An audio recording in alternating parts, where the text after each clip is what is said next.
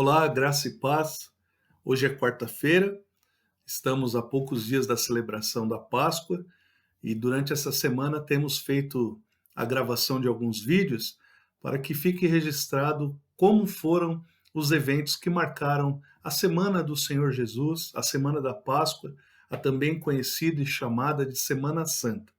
Na quarta-feira, há 2000 anos atrás, Jesus ele estava sofrendo uma grande conspiração que vinha dos sacerdotes, dos escribas, dos religiosos do seu tempo, que tinham o interesse de o prender e o matar.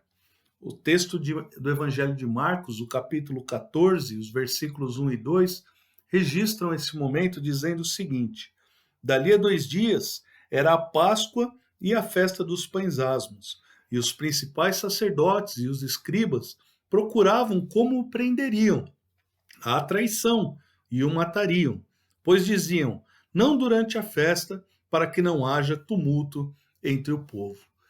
Por mais que isso possa parecer cruel e de fato há um peso de responsabilidade na vida destes sacerdotes, assim como na vida destes escribas e de todos que de alguma maneira se envolveram nesse processo de condenação do Senhor, por mais que isso tenha requintes de crueldade, requintes de malignidade, todas essas coisas estavam determinadas por Deus desde a fundação do mundo. Amados, isso é algo muito precioso de nós compreendermos.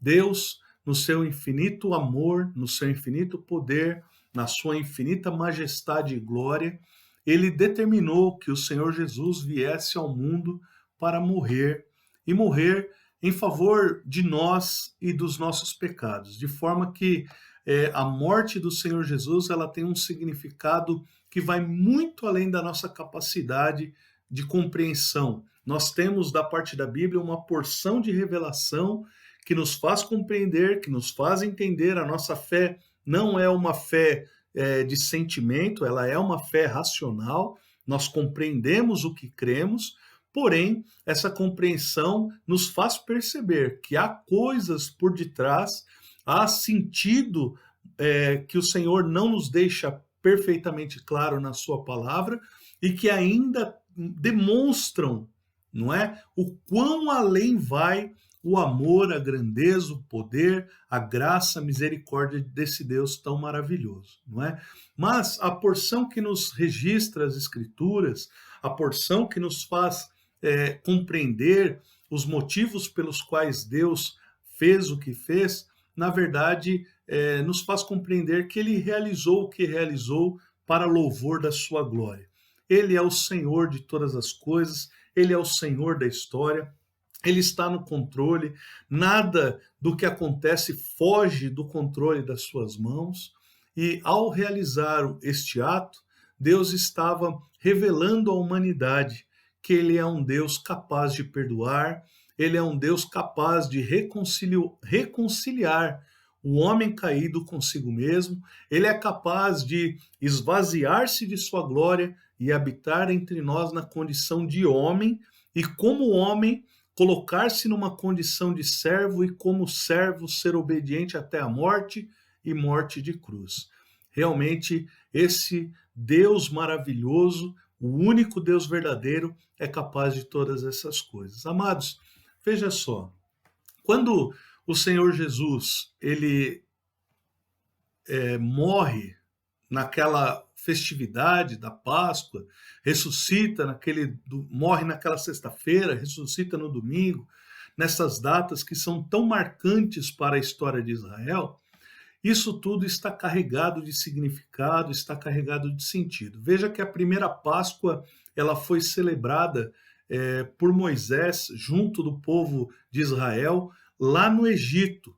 A Páscoa ela tem um significado de libertação, ela é a passagem, né? A palavra Páscoa ela vem do hebraico Pesach, e essa palavra significa passagem, é quando Deus passa por sobre o Egito, de forma que a morte alcança todos os primogênitos do Egito, é um sinal de Deus, é uma manifestação do poder de Deus, e todos os que eram pertencentes ao povo de Israel e que estavam guardados nas suas casas, e enquanto celebravam aquele momento e tinham nas suas portas, nas ombreiras, a marca do sangue do cordeiro que ali foi sacrificado, foi morto, essas casas, os primogênitos foram poupados, e somente os primogênitos então do Egito é que são mortos, e isso é realmente um acontecimento marcante na história de Israel. A Páscoa ela tem esse sentido de trazer ao povo de Israel libertação, tirá-lo da condição de escravos do Egito e levá-los, não é? É a festa que inaugura o surgimento dessa nação, a nação de Israel. Até aquele momento era uma nação de escravos, eram propriedade do Egito, povo do Egito.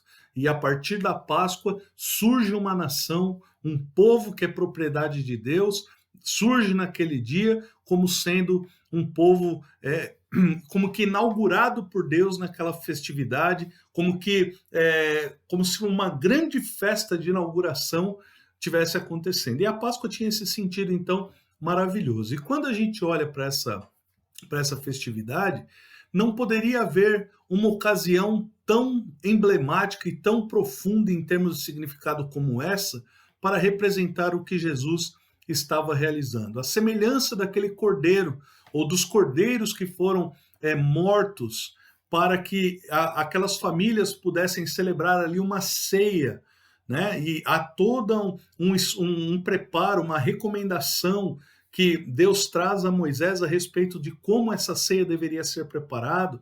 Os pães deveriam ser sem fermento, os pães asmos. As pessoas deveriam comer a ceia apressadamente, como que, olha, comam depressa porque nós já estamos saindo do Egito, não é? Então, há todo um rito que envolve a celebração desse momento vivido por Israel, e que, na verdade, aponta para a cruz, aponta para o momento em que o Cordeiro de Deus, que tira o pecado do mundo, vai realizar ali a libertação daqueles que creem, de forma que todos quantos creem em Cristo, o sangue que foi lançado nas ombreiras, o sangue que livrou aquele povo da morte, é o mesmo sangue agora que é colocado sobre os homens, sobre as mulheres que creem, de forma que o sangue de Cristo, então, nos livra da morte. O sangue do Cordeiro de Deus que tira o pecado do mundo nos livra do poder da morte, nos livra do poder do pecado. Nós somos livres dos grilhões, das cadeias do pecado, e o feitor da nossa vida, que é Satanás, aquele que vem para nos oprimir, aquele que vem para nos causar dano, nós somos livres de todos os seus ardis, livres de toda a sua influência. Agora nós somos povo de Deus, em Cristo nós somos uma nova nação, povo de propriedade exclusiva do Senhor.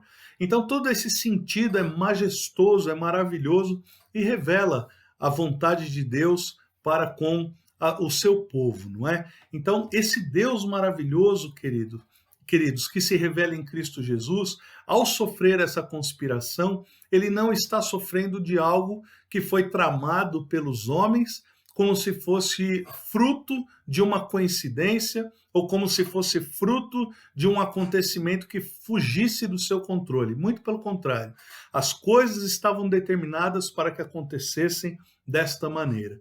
E aí surge então aquela velha e boa pergunta: e o que isso tem a ver comigo agora? Amados, veja só que mensagem boa nós podemos tirar disso. Não bastasse a própria mensagem da cruz, que por si já é suficiente para nós, não é?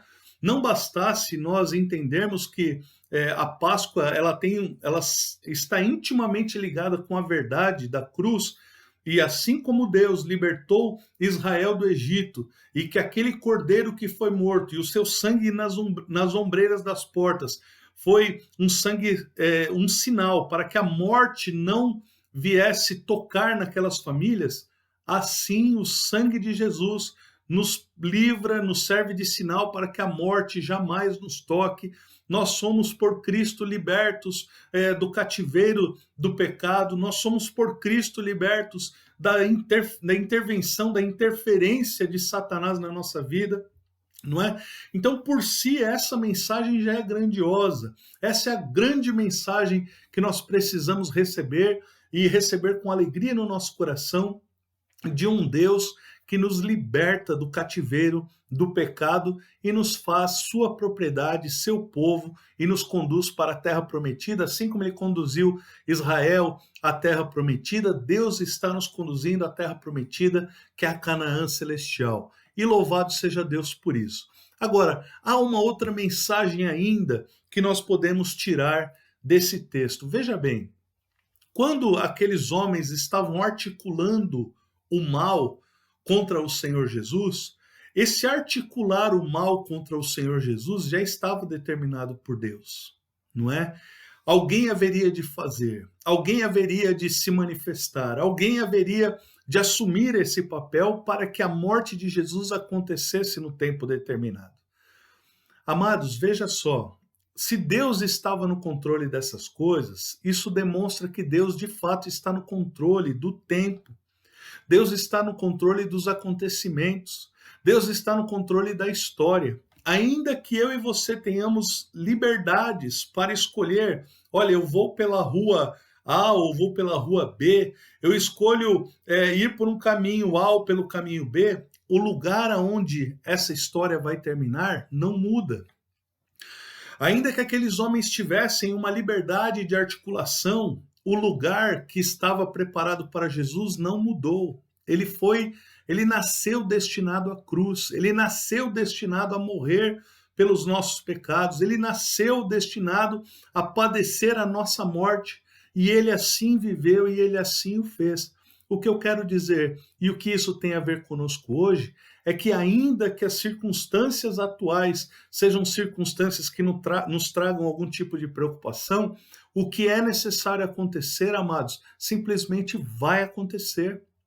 Se o mundo hoje está numa condição que causa alguma preocupação por conta das crises econômicas que estão surgindo, por conta do coronavírus e por conta dessa quarentena e tudo mais, e tudo isso tem trazido, de alguma maneira, preocupações ao coração, eu quero dizer, sem medo de errar, todas essas coisas estavam determinadas por Deus e estão em conformidade com a sua vontade para que um grande cenário esteja sendo pintado, esteja se formando para que os tempos e para que o tempo de Deus realmente se realize a sua vontade. No tempo de Deus se realize a sua vontade. Então, o Senhor está no controle de todas as coisas. O Senhor está no comando do tempo, está no controle dos acontecimentos, ainda que esses acontecimentos possam parecer acontecimentos ruins aos nossos olhos. O Senhor tem planos de paz para mim e para você. Nesse mundo, amados, Jesus não disse, nesse mundo vocês vão viver como num mar de rosas. Nesse mundo vocês vão viver abastecidos abundantemente, comerão sempre, todos os dias do melhor da terra.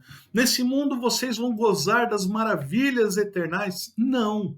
Nesse mundo tereis aflições. Nós devemos ter bom ânimo. O Senhor Jesus venceu o mundo. Aonde o lugar em que nós teremos o gozo eternal, o lugar onde nós teremos a paz eterna, este lugar é na nossa Canaã celestial. Este lugar é o lugar para onde Deus está conduzindo o seu povo hoje. Este é o lugar onde nós que fomos comprados pelo sangue de Jesus, que morreu há 2000 anos, mas que ressuscitou e está vivo e reina, esse lugar é o lugar que ele está preparando para nós e que em breve ele vem para nos buscar.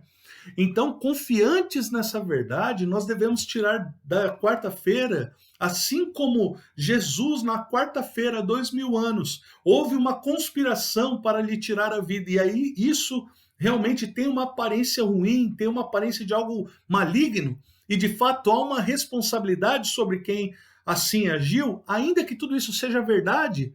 Tudo isso estava determinado por Deus para que Jesus pudesse ir à cruz. Se Jesus não tivesse morrido, tudo isso que a gente está vivendo hoje não teria o menor sentido, não é mesmo? Então, o governo de Deus nunca deixou de existir. O reino do Rei de toda a glória jamais deixou de ter o seu trono ocupado. Sempre esteve ocupado pelo Senhor. Quando o Filho encarnou, o Pai estava no seu lugar. Quando o Filho encarnou e foi cheio do Espírito Santo, o Pai estava no seu lugar. Hoje, o Pai está no seu lugar, o Filho está sentado ao seu lado e nós estamos com Deus, vivendo e habitando entre nós como igreja, habitando em nós como igreja, e isso é simplesmente maravilhoso. Então, o que eu quero dizer para você nessa quarta-feira, meu irmão, não tenha medo. O que Deus determinou, ele o determinou tendo em vista a glorificação do seu santo nome. Ainda que eu e você venhamos a passar por momentos delicados, difíceis, nós não podemos perder de vista um fato importantíssimo. O Senhor não deixou o controle de todas as coisas. Ele está governando. Ele é Senhor de todas as coisas e tudo vai acontecer conforme ele mesmo determinou. Então não tenha medo, meu irmão. Não tenha medo, minha irmã. Não desanime. Creia no Senhor. Está chegando a Páscoa. Está chegando a sexta-feira, onde nós vamos celebrar a morte de Jesus. Na morte do Filho de Deus, nós temos a nossa vitória, não é? As pessoas muitas vezes falam assim, mas pastor, a nossa vitória não está na ressurreição? Não, a nossa vitória está na morte do Senhor. A ressurreição é o prêmio. Quando um atleta está na pista de corrida, é no momento que ele passa na linha de chegada que ele ganhou a corrida. Ele vai ser premiado no pódio, mas é na pista que ele ganha a corrida. Jesus, ele ganhou a corrida na morte. A nossa corrida foi ganha na morte. A nossa vitória está na morte do Senhor, naquela sexta-feira, não é? E a nossa vitória está no fato, né, de que ele morreu. Porém, o nosso prêmio é pensar que a morte não o deteve e que ele ressuscitou ao terceiro dia e que o poder dessa ressurreição é derramado sobre os filhos de Deus, de forma que nenhum filho de Deus perecerá eternamente, mas será levado a habitar as regiões celestiais por toda a eternidade, junto de Jesus, junto do Pai e para a glória e honra desse Deus maravilhoso. Portanto, que Deus assim esteja te trazendo renovo, te trazendo bom ânimo, te trazendo alegria, na certeza de que tudo há de se cumprir segundo a sua boa vontade. Em nome de Jesus. Querido, Deus te abençoe, uma excelente quarta-feira e continue prestando atenção, acompanhando com a gente aí as ministrações a respeito destes dias na Semana Santa. Deus abençoe sua vida em nome de Jesus. Amém.